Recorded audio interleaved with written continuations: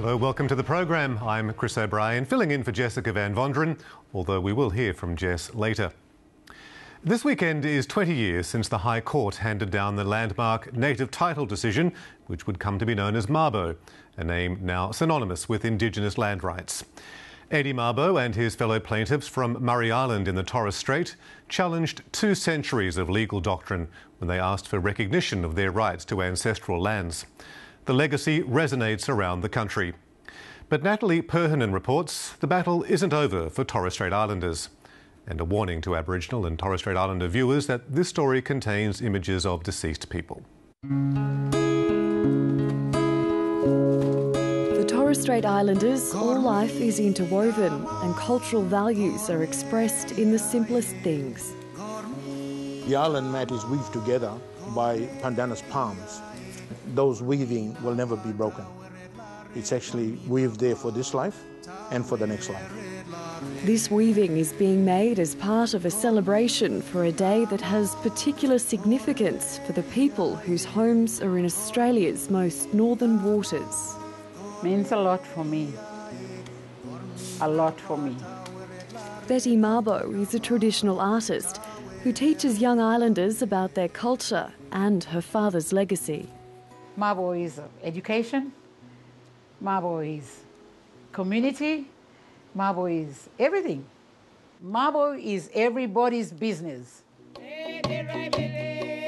Across the islands, preparations are underway for the 20th anniversary of the Mabo decision.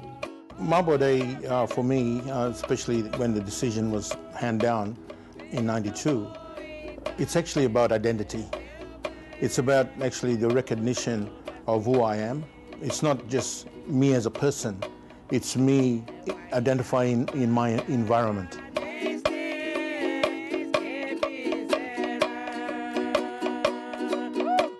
It's probably the most important day in the calendar, I think.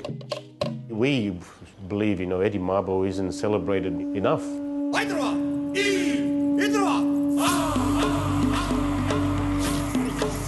And so, with great reverence, Torres Strait Islanders will pay their respects to the memory of Uncle Koiki. Eddie Koiki Mabo grew up in the Strait on Murray Island. His wife says Eddie Mabo always championed the connection to his spiritual home. We went up to see all these lands, and so you'll see a certain stone or a certain tree. That's our boundary line. And you go there, and I couldn't believe it, All of what he was saying was right there. And it's just heaps of rocks. These are small rocks that they've gardened and they picked up and they put them in heaps on the boundary line, like this. And that can be seen all over Murray Island. And there was a great connection too to his people.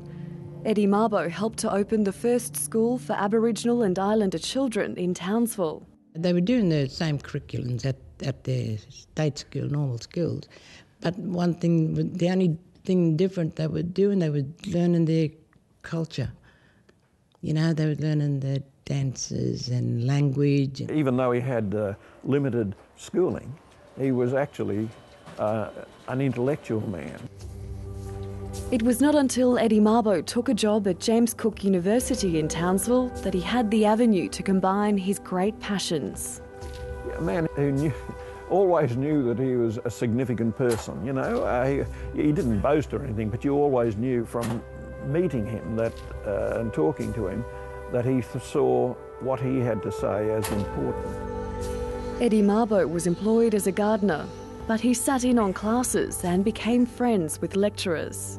Henry and I and Koiki were having lunch in Henry's room, and from that time he was talking about the land that he owned, 37 pieces of land all over Murray Island and water as well, beaches and that. Henry and I looked at each other and eventually I said, Koiki, you really don't own that land, it's government land.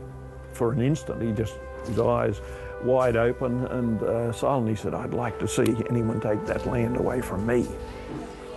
The gardener was invited to lecture about his culture and his people's links to the land.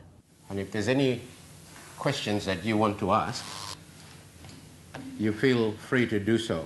It was as a result of Koiki's speech about how land was inherited on Murray Island that Nugget Coombs and Noni Sharp and others who were there came to the conclusion that this was the right case to go with to the High Court again. Murray Island itself was a remote location, hard to get to, where custom and tradition had, relatively speaking, been sustained. They wished to assert that the ridiculous proposition that under Australian law they did not own their island, their reefs, their offshore areas. They wanted to assert that that was nonsense. They'd always been there, they'd always owned it. Eddie Mabo died before the case was resolved. On his deathbed, that's all he had on his mind was land claim, land case. Yeah, that was his last words. 5 months later, the High Court announced its decision. It had overturned terra nullius. Native title was instituted into law, not just for Torres Strait Islanders, but all Indigenous Australians. Torres Strait Islanders say Eddie Mabo's determination reminds them that inequalities still exist, and there are new frontiers to be challenged, not on the island, but the waters around them. We have a duty, I guess, a responsibility to make sure that we follow on or carry out, the sort of work he left for us. And I think, we owe, I guess, people like Uncle Koiki, but we owe it to our kids that are coming behind us, the next generation. Murray Islanders had won the battle for ownership of their land, but for them and all Torres Strait Islanders, that was only half the fight. In this culture where for thousands of years survival has been dependent on the bounty of these waters, ownership is inextricably linked with sea rights. Today, fishermen make a living from the waters around their islands. We still have a strong belief and feel that we have an interest, we have rights to be recognised as the rightful owners of the sea country or the bits and pieces of the sea in our region. And we'll continue to advocate and lobby for that until such time we're satisfied we have a result that accommodates our interest.